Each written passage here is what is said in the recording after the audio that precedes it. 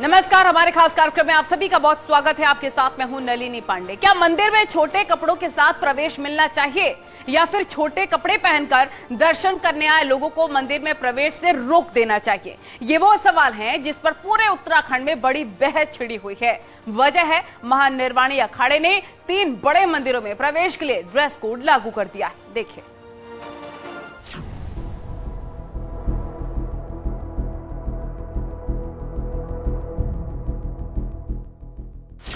देवभूमि के 3 मंदिरों में ड्रेस कोड। महिलाओं के लिए ड्रेस कोड। छोटे कपड़े पहनने पर नहीं मिलेगी एंट्री।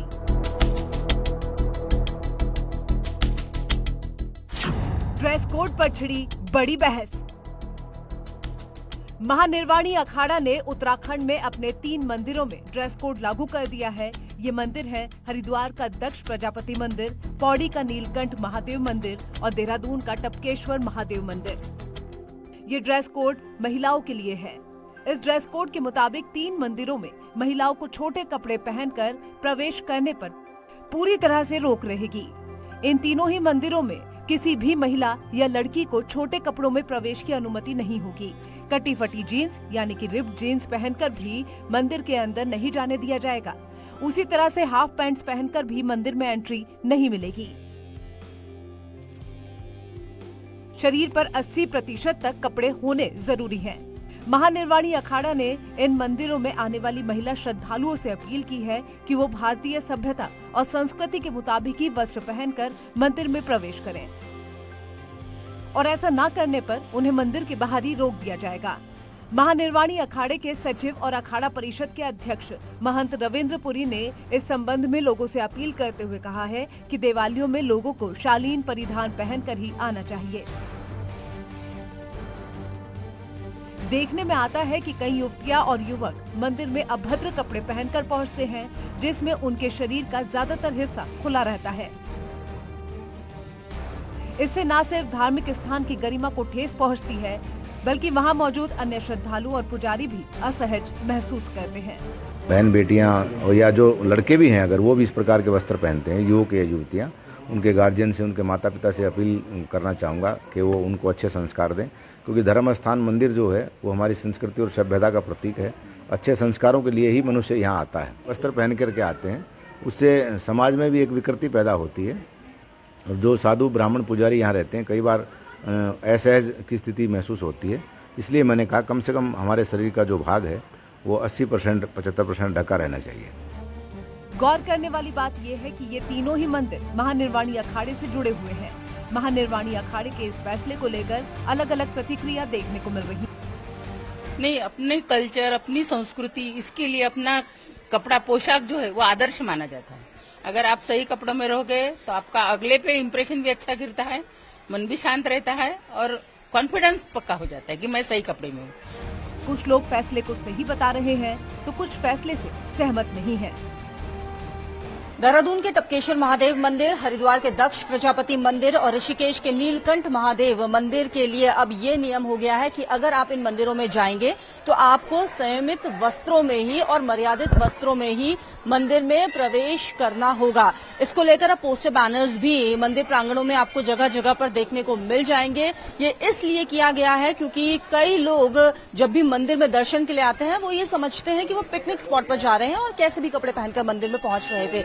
इसको देखते हुए अखाड़े की तरफ से ये फैसला अब लिया गया है कि मंदिर में जब भी आप जाएं तो मर्यादित वस्त्रों में ही आप मंदिर में प्रवेश करें। इसको लेकर लोगों के रिएक्शन भी मिल रहे हैं। कई लोग इस फैसले को सही मान रहे हैं। कैमरा पर्सन दीपक उपाध्याय के साथ न्यूज 18 के लिए देहरादून से भारती सकलानी उनियाल।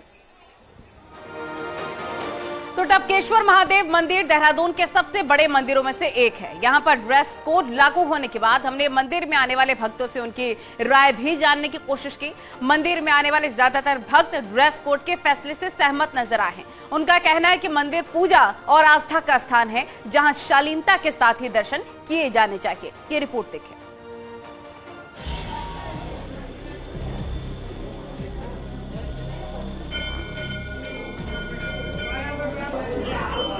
देहरादून, हरिद्वार और ऋषिकेश के 3 मंदिरों में अब ड्रेस कोड लागू कर दिया गया है। इनमें देहरादून का टपकेश्वर महादेव मंदिर भी शामिल है। देहरादून के टपकेश्वर महादेव मंदिर में इन दिनों जगह जगह पर आपको ये पोस्टर लगे हुए दिख जाएंगे, जिनमें साफ साफ लिखा है कि लड़कियां स्कर्ट और लड़के हाफ या फिर कटी हुई जीन्स में मंदिर में दर्शन करने नहीं जा सकते। टपकेश्वर मंदिर में हर साल लाखों श्रद्धालु दर्शन के लिए आते हैं। देश ही नहीं बल्कि विदेशों में भी इस मंदिर की बड़ी मान्यता है। मंदिर के मैनेजमेंट का काम महानिर्वाणी अखाड़ा देखता है और ड्रेस कोड लागू करने का नियम महानिर्वाणी अखाड़े की तरफ से ही बनाया गया है। इस फैसले से इस मंदिर में आने वाले श्रद्धालु खुश नजर आ रहे हैं। उनका कहना है कि मंदिर में शालीन कपड़ों के साथ ही दर्शन करने आना चाहिए। ये फैसला एकदम सही है, क्योंकि यहाँ मंदिर में हम आते हैं, मंदिर हमारे परंपरागत तीर्थ स्थल है और वहाँ पे आके हम अपनी परंपरागत पोशाकों में आए, वही ज्यादा अच्छा है। भारतीय संस्कृति के अनुसार है, सब कुछ बहुत अच्छा है, क्योंकि फिर भारतीय और पाश्चात्य संस्कृति में अंतर ही क्या रह गया। विदेशों में भी आजकल ये माना जा रहा है कि हाँ, आप साड़ी पहनो, सूट पहनो, मंदिरों में जाओ, और हम लोग पाश्चात्य संस्कृति की तरफ भाग रहे हैं। तो ये बहुत अच्छा फैसला है कि भारतीय लोगों को फिर से भारतीय संस्कृति में उतारने का। ये बिल्कुल सही बनाया गया नियम है, क्योंकि हम भारतीय संस्कृति की रक्षा करने के लिए ही ये सारे नियम कानून हैं। तो जो भी सरकार हो या अन्य संस्थाएं हैं, जो इस नियम को बनाया गया है वो बहुत अच्छे से बनाया गया है। हम अपनी परंपरा को अक्षुण्ण रखने के लिए ही यहाँ पे सारे काम हो रहे हैं और ये बहुत ही सुखद है। इससे हम लोग कम से कम अपनी संस्कृति परंपरा के रक्षित करने के हेतु, पालन करने हेतु उसके बारे में जागृत होंगे, लोगों को जागरूक करेंगे। हाँ, हमारी यही परंपरा रही है। ठीक है, वैसे तो सही है कि फटी फुटी जीन्स में मत आओ, नॉर्मल कपड़ों में आओ, पर क्या बोल सकते हैं हम लोगों को शॉर्ट्स में नहीं होना चाहिए, फटी नहीं होनी चाहिए। बाकी जीन्स तो ठीक है, कुछ दिख नहीं रहा, सही है, नॉर्मल है। न्यूज 18 की टीम ने यहाँ आने वाले भक्तों से बातचीत की तो ज्यादातर श्रद्धालु फैसले से सहमत ही दिखाई दिए। वहीं मंदिर समिति के सदस्य भी ड्रेस कोड को एक अच्छा फैसला मान रहे हैं। उनका कहना है कि हिंदू संस्कृति को बचाना है तो इस तरह के कदम उठाने ही होंगे। लोगों को पता होना चाहिए कि मंदिर में कैसे कपड़े पहन कर आए। मैं बहुत इस फैसले का अभिनंदन और स्वागत करता हूं जो हमारे अखाड़े के द्वारा लिया गया, और विशेषकर जो तीनों शिव मंदिरों में, चाहे वो दक्ष मंदिर हो या नीलकंठ मंदिर हो या टपकेश्वर महादेव मंदिर हो, तो इसका भक्त लोग भी पूरा स्वागत अभिनंदन कर रहे हैं। और इससे निश्चित रूप से नई पीढ़ी को भी, उन बच्चों के लिए भी अच्छा है जिनको ये पता ही नहीं है कि हम मंदिर में जा रहे हैं या पिकनिक स्पॉट में जा रहे हैं, क्योंकि जब उन्हें समझाया जाएगा, बताया जाएगा कि कहाँ पे किस तरीके से हमको जाना चाहिए, तो निश्चित रूप से उन बच्चों के लिए भी ये बहुत अच्छा है। वैसे दक्षिण भारत के कई मंदिरों में पहले से ही ड्रेस कोड की व्यवस्था है। ऐसे में अब उत्तराखंड में भी महानिर्वाणी अखाड़े की तरफ से इस तरह का फैसला ज्यादातर लोगों को रास आ रहा है। कई लोग जब भी मंदिर में दर्शन के लिए आते हैं वो ये समझते हैं कि वो पिकनिक स्पॉट पर जा रहे हैं और कैसे भी कपड़े पहनकर मंदिर में पहुंच रहे थे।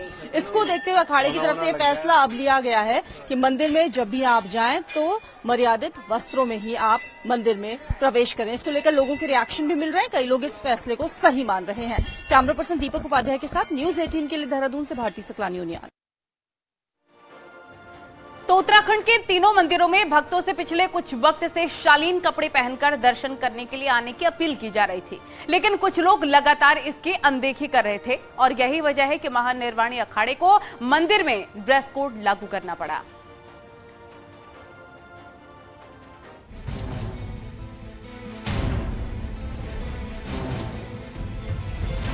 सवाल ये है कि आखिर देवभूमि के इन 3 बड़े मंदिरों दक्ष प्रजापति मंदिर, नीलकंठ महादेव मंदिर और टपकेश्वर महादेव मंदिर में ड्रेस कोड लागू करने की जरूरत क्यों पड़ी? क्यों इन मंदिरों में बोर्ड लगाने पड़े कि मंदिर में शालीन कपड़े पहनकर ही आए, वरना प्रवेश नहीं मिलेगा?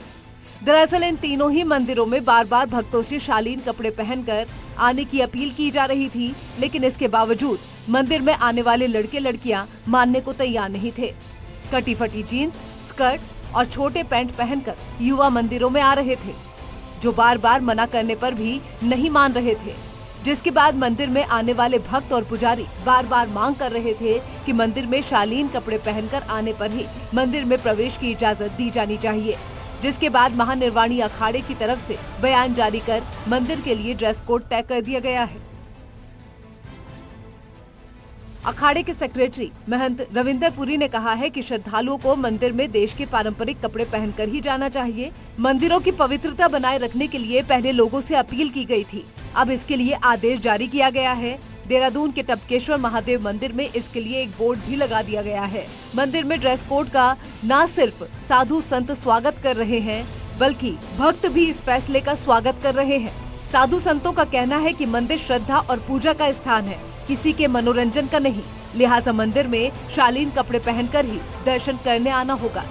वहीं भक्त भी इस फैसले से खुश हैं। इसके पहले अलीगढ़, मथुरा और नागपुर के कुछ मंदिरों में ड्रेस कोड लागू किया गया था। वहां भी कटे फटे कपड़ों के साथ मंदिर में प्रवेश को बैन कर दिया गया था। ड्रेस कोड लागू होने के बाद मंदिर के परिसर में नजर रखी जा रही है और जो लोग छोटे कपड़ों के साथ मंदिर में प्रवेश करने की कोशिश कर रहे हैं, उन्हें मंदिर के दरवाजे पर ही रोक दिया जा रहा है। हरिद्वार, ऋषिकेश दोनों ही देवभूमि के बड़े धार्मिक स्थल हैं। ऐसे में यहाँ आने वाले भक्तों की मांग है कि यहाँ लोगों की भावनाओं और आस्था के मुताबिक ही आचरण होना चाहिए और आधुनिकता के नाम पर फूहड़ता नहीं होनी चाहिए। लिहाजा हरिद्वार, ऋषिकेश, देहरादून के लोग मंदिर में ड्रेस कोड के इस फैसले का स्वागत कर रहे हैं और उनकी मांग है कि देवभूमि के दूसरे मंदिरों में भी इस तरह के ड्रेस कोड लागू किए जाने चाहिए। वहीं दूसरी तरफ कुछ लोग इस ड्रेस कोड को व्यक्तिगत स्वतंत्रता का हनन बता रहे हैं। फिलहाल इस ड्रेस कोड को लेकर पूरे उत्तराखंड में बहस छिड़ी हुई है। एक तरफ वो लोग हैं जो ड्रेस कोड के फैसले के साथ है, तो दूसरी तरफ वो लोग हैं जो इस फैसले को गलत बता रहे हैं। न्यूज़ 18 के लिए देहरादून से भारती सकलानी की रिपोर्ट।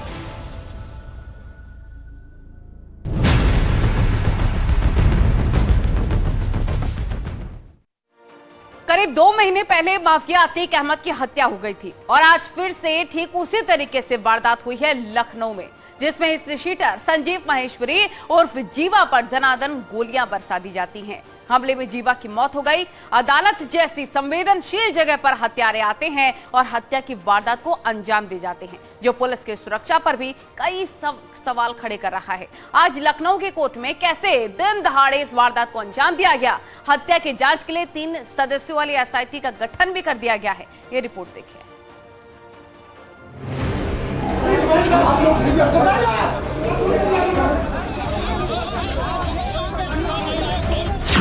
यूपी के बड़े गैंगस्टर का शूट आउट। कोर्ट रूम में संजीव जीवा की गोली मारकर हत्या। पहले माफिया अतीक अहमद को पुलिस कस्टडी में गोली मारी गई। अब लखनऊ की कोर्ट में भी खुलेआम कुख्यात अपराधी संजीव माहेश्वरी उर्फ जीवा को मौत के घाट उतार दिया गया। लखनऊ का कोर्ट परिसर गोलियों की तड़तड़ाहट से गूंज उठा। घड़ी में शाम के 4 बज रहे थे। हिस्ट्री शीटर संजीव जीवा को SC/ST कोर्ट में पेशी के लिए लाया गया था।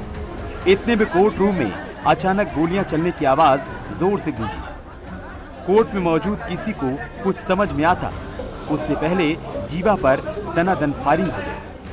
हत्यारों ने जीवा को बुरी तरह गोलियों से छलनी कर दिया। हत्यारे वकील के ड्रेस पहनकर अपनी पहचान छिपा कर आए थे। जीवा पर ताबड़तोड़ गोलियां दागी गई, जिसके बाद वो निढाल होकर जमीन पर गिर पड़ा। जीवा को 6 गोलियां मारने की बात सामने आ रही है। वारदात के बाद कोर्ट परिसर में हड़कंप मच गया। वहां मौजूद लोग भागने लगे, चिल्लाने लगे। गोलीबारी के दौरान एक बच्ची भी घायल हो गई। 2 पुलिस वालों के भी जख्मी होने की खबर है। वारदात होने के बाद पुलिस हरकत में आई। हत्या के एक आरोपी विजय यादव को पकड़ लिया गया। वारदात में विजय यादव के साथ और कौन कौन मौजूद था, अब इसके बारे में पता लगाने की कोशिश की जा रही है। विजय यादव के जौनपुर के होने की बात सामने आ रही है। डेथ डिक्लेयर की गई है, मौत हो गई है। हाँ, कितनी गोली लगी है सर? कुछ अब ये अभी तो पता नहीं चला है, पता चल जाएगा। गोलियां लगी हैं। जिसने हत्या की उसकी गिरफ्तारी कर दी, कहा जा रहा विजय यादव नाम का है जौनपुर का। हाँ, उसके बारे में हम लोग जानकारी कर रहे हैं। जो अभी तक पता चला है कि वो पकड़ा गया। आपके 2 सिपाही और एक बच्ची घायल, उनकी क्या कंडीशन है? सही है, सिपाही के जो है घुटने में लगी है और जांग में लगी है, तो वो आउट ऑफ डेंजर है, वो ठीक है। बच्ची को यहाँ से रेफर किया गया? बच्ची का हम लोग KGB में रेफर किया गया है, वहाँ से हम लोग पता कर रहे हैं। आप देख सकते हैं कोर्ट परिसर में इसी रास्ते से संजीव माहेश्वरी जीवा तकरीबन 3:30 बजे इस कोर्ट में दाखिल हुआ था और ऐसा माना जा रहा है कि इसी रास्ते से वो शूटर जिसका नाम विजय यादव के तौर पर सामने आया है वो भी दाखिल हुआ और इस रास्ते से होते हुए ये यहां से वो कोर्ट के अहाते में पहुंचा है। यहां से लाइन से सारे कोर्ट शुरू हो जाते हैं और ये जो सामने नरेंद्र कुमार थर्ड साहब का कोर्ट है, SC ST स्पेशल कोर्ट, इसी कोर्ट में हत्या के मामले में पेशी थी संजीव माहेश्वरी जीवा की। चश्मदीदों का मानना है कि शूटर यहां पर पहले से ही मौजूद था और उसने इस अहाते में ही पहले 2 राउंड गोलियां चलाई हैं जीवा के ऊपर। आप देख सकते हैं शायद उसी की वजह से ये खून के निशान कोर्ट के बाहर की दीवारों पर दिख रहे हैं। लेकिन 2 गोलियां लगने के बाद भी जीवा लड़खड़ाते हुए SC ST के इसी कोर्ट में दाखिल हुआ है। उस वक्त ये दरवाजा खुला था और वो कोर्ट में रूम में दाखिल ही होता है, लेकिन शूटर विजय यादव यहां पर ताबड़तोड़ 4 गोलियां और मारता है और इत्मीनान से देखता है कि संजीव माहेश्वरी और जीवा की मौत हुई या नहीं। वो इत्मीनान कर लेता है कि संजीव माहेश्वरी जीवा मारा गया है। इसके बाद वो यहां से भागने की कोशिश करता है, लेकिन उससे पहले ही कोर्ट में मौजूद जो वकील साहबान थे वो उसको पकड़ लेते हैं। माफिया अतीक अहमद को भी पुलिस कस्टडी में मेडिकल के लिए ले जाया जा रहा था और उसी दौरान उसकी हत्या कर दी गई। वहीं एक बार फिर पुलिस की मौजूदगी में वो भी कोर्ट जैसी संवेदनशील जगह पर हत्या हो जाना बड़े सवाल खड़े करती है। आखिर कैसे हत्यारे कोर्ट में दाखिल हुए? सुरक्षा के कड़े इंतजाम थे तो वारदात कैसे हो गई? कैसे पुलिस सुरक्षा में सेंधमारी हो गई? हत्यारे वकील का भेष धारण कराए लेकिन पुलिस को कोई खबर नहीं हुई। कोर्ट में पेशकार साहब, हम 4-5 वकील और पैरोकार 8-10 करीबन 10-12 लोग अंदर थे। हम लोग को गोली की आवाज सुनी। अचानक हम लोगों ने देखा गेट पे एक अपराधी गिरा, उसके पीछे एक गोली मार रहा था। 4-5 राउंड उसने गोली उसको मारी। जब गोलियां खत्म हो गई, हम लोग चूंकि देख रहे थे गोली चल रही थी, हम लोग तुरंत अपने आप को बचाने की कोशिश किए। इसके बाद जब देखे गोली खत्म, वो भागने वाला था, हम लोगों ने उसको दौड़ा के पकड़ा। जब पकड़ा उसको तब हम लोगों ने उसको मारा। तब तक पुलिस वाले के नाम पे वहां पे कोई नहीं था, हम लोग थे। हम लोग अगर वकील ना होते तो पकड़ में भी ना आता अपराधी। पकड़ा हम लोगों ने, उसको पुलिस के हवाले किया। इसके बाद पुलिस वालों ने उसको जीवा को देखा हिला के, सांस नहीं आ रही थी। हम लोगों ने कहा जैसे भी उसको जल्दी से ले जाइए। वारदात के बाद वकीलों का गुस्सा 7वें आसमान पर था। घटना के विरोध में वकीलों ने खूब हंगामा किया। पुलिस से धक्का मुक्की की गई। कई पुलिसकर्मियों को बाहर निकाल दिया और गेट बंद कर दिया गया। वकील धरने पर बैठ गए। पुलिस के खिलाफ जमकर नारेबाजी की। इनको भी गोली लगी है। जब हम लोग यहाँ सेफ नहीं है, हमारा प्रोटेक्शन नहीं, आप किसका करेंगे? हम ये गवाह को मारने के लिए ये आदमी व्हाइट शर्ट पहन के आया है। पुलिस की जिम्मेदारी नहीं बनती है कि वो चेक करे? हम लोग COP भी एग्जाम देके यहाँ आते हैं वकीलों की पैरवी करने। ये क्या कर रहे हैं? ये क्या है? ये सिक्योरिटी है हम लोगों की? इस तरह काम करेंगे ये लोग? कोई भी पुलिस चलाएगा, कोई भी वकील में चलाएगा, कोई भी आदमी देखेगा नहीं। जैसे कोर्ट न्यायपालिका पे कोई भरोसा ही नहीं करने वाला है। क्या प्रशासन, क्या पुलिस, क्या कुछ भी नहीं रह गया है किसी के अंदर। जब कोर्ट रूम के अंदर गोली मारी गई, कोर्ट रूम के अंदर गोली मारी गई, पुलिस बैठ के मोबाइल चला रही थी और वकीलों ने उसको पकड़ा। ये कंडीशन है। गैंगस्टर जीवा मुख्तार अंसारी और मुन्ना बजरंगी गैंग से जुड़ा था। वो बीजेपी नेता ब्रह्मादत्त द्विवेदी हत्याकांड का आरोपी था, लेकिन पेशी के दौरान उसकी हत्या हो गई।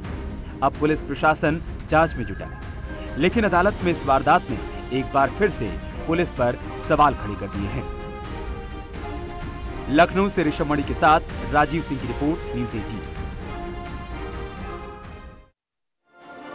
आरोपी विजय यादव के घर जौनपुर पुलिस पहुंची है। माफिया संजीव माहेश्वरी जीवा की लखनऊ कोर्ट में हत्या करने वाला शूटर जौनपुर का निवासी है। जौनपुर पुलिस पहुंची शूटर विजय यादव के घर। CO किराकत कोतवाल समेत भारी पुलिस फोर्स मौके पर मौजूद है। जौनपुर के किराकत कोतवाली क्षेत्र के सुल्तानपुर गांव निवासी है विजय यादव। 4 भाइयों में दूसरे नंबर पर है आरोपी विजय यादव, जिसके घर पर पुलिस पहुंची हुई है और कई ऐसे सवाल है, कई ऐसी चीजें हैं जो कि खंगालने की कोशिश अब पुलिस के द्वारा की जाएगी। परिवार वालों से बातचीत होगी और साथ ही आस पड़ोस से भी कैसा था ये, और इसके बारे में भी और जानकारी जुटाने की पूरी कोशिश की जा रही है पुलिस के द्वारा। 10 मई को हमारे साले के लड़के की शादी में था। 11 मई को तो यहाँ से लखनऊ निकल गया। हमको बोला पापा हमको किराकत तक छोड़ दो। हम किराकत छोड़ के चला गया। तो वहाँ से वो फ़ोन किया, वो बोलता हम काम का तलाश कर लिया हूँ, ये जो पाइप वाला काम है, जल पाइप वाला, इसी में काम करता हूँ। क्योंकि हमको टाटा में बराबर पगार नहीं मिलता था, तो उतने हमको इधर ही मिल रहा है तो इधर ही रहेंगे। इसके बाद फिर उससे संपर्क नहीं हुआ। आखिरी बार कब संपर्क हुआ? आखिरी 11 तारीख को, 11 मई को। तो ये जो काम की तलाश कर रहे थे वो किस जगह पर कर रहे थे? ये लखनऊ में बताया। क्या लखनऊ में इससे पहले क्या किसी तरीके की ऐसी किसी घटना में? नहीं सर, कुछ नहीं, कुछ भी नहीं। गांव में भी कोई विवाद नहीं, किसी से भी कोई उत्सव नहीं।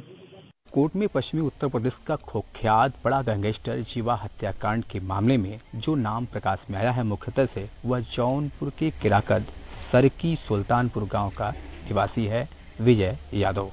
हम इस वक्त मौजूद हैं विजय यादव के घर पर, जहां पर जौनपुर पुलिस लगातार कस्बे मार्केट में पेट्रोलिंग कर रही है। जौनपुर पुलिस की शुरुआती जांच में यह बात निकल कर सामने आई कि विजय यादव ना ही कोई बड़ा अपराधी था, ना कोई बड़ा आपराधिक मामले में या गतिविधियों में संलिप्त था। हालांकि इस पुलिस की शुरुआती जांच में यह जरूर मिला कि कोविड काल के दौरान कोरोना उल्लंघन के एक मामले में मामला दर्ज था। इसके अलावा किसी लड़की को भगाने के आरोप का भी मामला सामने आया है। हालांकि पुलिस सभी पहलुओं पर जांच कर रही है। कुल मिलाकर देखा जाए तो परिजनों की माने तो परिजनों ने बताया कि 2 साल पहले विजय यादव मुंबई की टाटा कंपनी में प्राइवेट नौकरी करता था। उसके बाद जौनपुर चल के आया। यहाँ से लखनऊ एक निजी कंपनी में काम किए जाने की बात परिजन को बताई। हालांकि परिजनों को जब यह सूचना दोपहर बाद यहाँ पर पहुँची तो उन्हें सहज यकीन नहीं हो रहा था कि हमारा बेटा कैसे इतने बड़े गैंगस्टर का हत्याकांड कर देगा जिस राह पर बड़े बड़े अपराधी कांपते हैं। सवाल है कि साधारण परिवार में जन्मा विजय यादव क्या गैंगस्टर के आरोपी का हत्याकांड का वही मुख्य आरोप है? फिलहाल ये उत्तर प्रदेश की जांच पुलिस में कंफर्म हो पाएगा। मनोज सिंह पटेल, न्यूज 18, जौनपुर।